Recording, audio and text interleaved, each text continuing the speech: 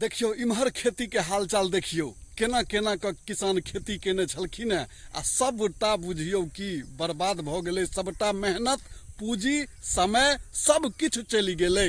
देख लियो कहबे केना है जिम्हर भेलै तिम्हर बुझियो हवा के जेना एकटा सीमान छलैया कि एते दूर में हवा बहतै तही हिसाब से हवा बहलै धीरे धीरे आ वर्षा होइत रहलै जै के कारण है देखियो पानि देखाइया। पानि में बालि छै डूबल सब तरफ देखै छियै पानि छै लागल खेत में ओइ में खसि पड़लैया धान त ई बुझियो एहि में से एको कनमा हाथ लगतै किसान के एको कनमा ने हाथ लगतै ने कांच काटऽ जोगर छै ने ई पकतै। तो देख लियो किसानक हालत यह छै दुर्दशा।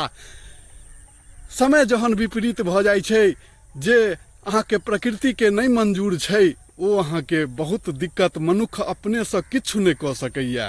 मनुखक हाथ में किछु नहीं छै सब छै प्रकृति के हाथ में ओकरे ऊपर किसानक विश्वास छै। दुर्दशा देख लियो खेती के तो किसान के अही से डाँड़ टूटि जाइ छै हिम्मत नहीं करै छै करेजा काज नहीं करै छै जे हम आगा नीक खेती करी केना करी की बुझ क करी कथी पर विश्वास करी।